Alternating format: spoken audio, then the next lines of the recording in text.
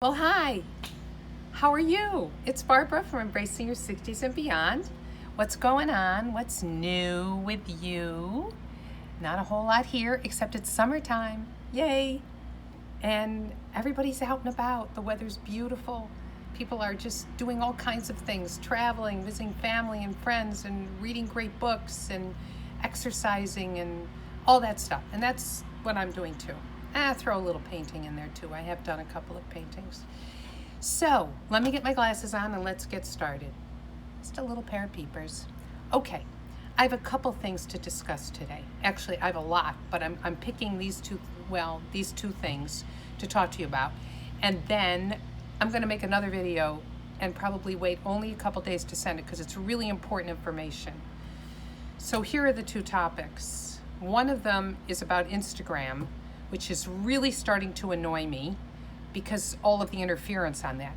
I'm going to make that video and send that out to you in a couple of days because today's video is more of a mellow one, and I just want to share this with you because it's something that I experienced yesterday. So special. Okay, here we go. I woke up today and it's July 14th. Now, yesterday on July 13th, I was 65. Today, on July 14th, I turned 66. Yes, it's my birthday.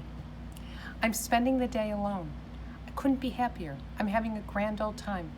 I'm making a video with you. I've also gotten great exercise this morning for over an hour. Felt great. And I'm just in peace. And it's a wonderful, relaxing day. Why, you say? Should I be alone? I'm not worried about it because I just got back last night from North Carolina. I've been there for almost a week with my entire family. We celebrated my granddaughter's birthday. So I got my full heart. And now today I can just relax. So I want to tell you a story about the drive. We take the motor home there. We stop in Milton, West Virginia on the way, stay overnight, get up the next morning, drive to Raleigh. We do the same thing on the return. So let me tell you that Milton, West Virginia is the size of my pinky nail, okay? It is on the map, just so you want to know. It's a cute little town. It's very small. There's not a lot going on, but it's there. And there's a KOA, so we can park the motorhome, sleep, get up, go. There's also a Waffle House. Now, there's a famous movie that has a famous line. Well, all of them do. And it's, I'm a Waffle House kind of guy. My husband tells me this over and over, and I always forget. But anyway, it's Tin Cup. I'm a Waffle House kind of guy. Well, my husband is a Waffle House kind of guy. And when you go through these small towns, that's what you see. Waffle houses are everywhere. We get up yesterday morning to drive home. He goes, let's stop at the Waffle House before we go and get some breakfast. I'm like, okay, honey. I'm not a Waffle House kind of gal.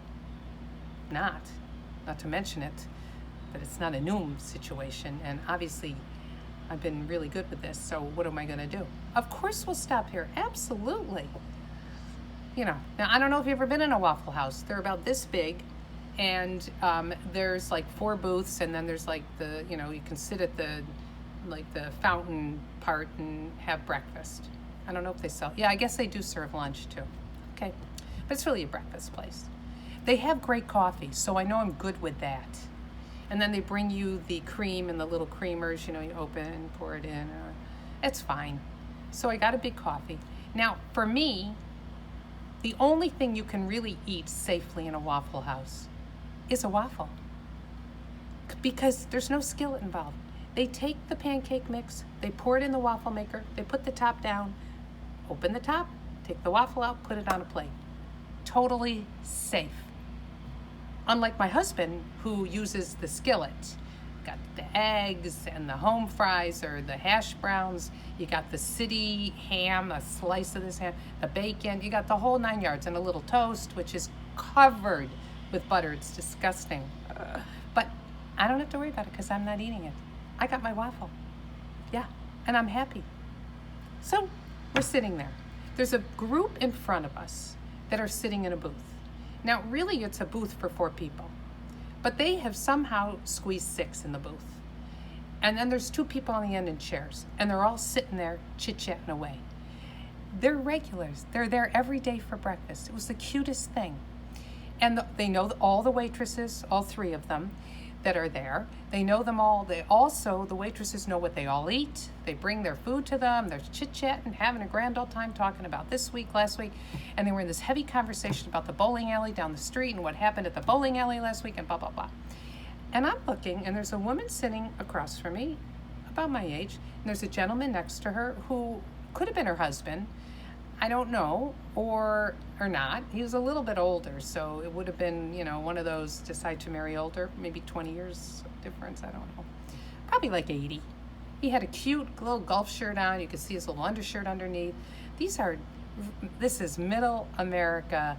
This is like heartland people of America. It's so cute.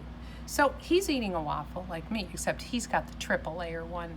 And I'm watching him cut, and he's pouring the syrup, and he's got the butter all over it. And I take, of course, one little thing of butter, and I'm trying to get the butter to go over the entire waffle.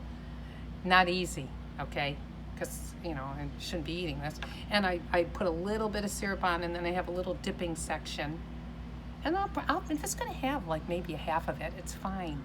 My husband's chowing down, and I'm listening to these people converse. My husband's like, stop staring at those people. I can't help it. This conversation is just so rich and just so sweet. And they're just like, they probably come here every day. And then I hear it. I hear the older gentleman say, yep, I can't believe we got another birthday party next week. My birthday just keeps going on and on. He said, I guess at 101, you got to just keep celebrating. My mouth dropped. I had a piece of waffle fall into my plate. My husband's like rolling his eyes like, oh my. Anyway, I couldn't believe it. The guy was 101. No way he looked 101. He talked like me. He talked better than me. Very articulate. Real smart as a whip. Sharp. I get up. My husband's like, where are you going? I go, I'll be right back. He goes, don't even think about it. Too late. I go over. They're heavily into this conversation about the bowling alley. Who knows what was going on there? I don't know. I don't even know. Maybe somebody stole a pin. I have no idea. Or maybe he had a perfect game. I couldn't tell because I was focused on him. I said, excuse me. And then they all turned and looked at me. And they're like staring at me. Obviously, I did not look like someone who came from Milton, West Virginia. That's the look. Like, what are you, like a city girl? Or where are you from? Anyway, and they smiled. And I said, excuse me, I'm so sorry for interrupting, but I have a question for you. And I pointed to the gentleman. And he goes, well, what can I do for you, dear? I said, I'm sorry, but I overheard that you're 101. He goes, yes, I am. And he takes another bite of his waffle that I see is now not swimming in butter and syrup, but, he's got a good amount there. I said, God bless you, honestly. Tell me your secret. How do I do this? And he looked at me and he goes, well, dear, there's two things you got to do. Number one, live life in moderation. I'm immediately in my head, he's saying that. I'm like, oh, so maybe I could put more butter on. Maybe I didn't even do moderation. Actually, I did so much less. I deprived myself.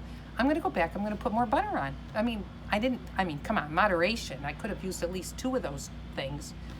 And syrup, I'm totally below the moderation level. Okay, so I'm good on that. And then I said, oh, okay, that makes sense. And then he said, and the most important thing is when you wake up every day, you wake up with a purpose. I was so touched by that. It was so wise, such wisdom. And he was so serious. He said, I wake up every day with a purpose. And then I get out of bed. And then I'm thinking to myself, yeah, and then you come to Waffle House and you have a moderation triple waffle with butter and syrup covering the whole thing. And I just said, thank you so much.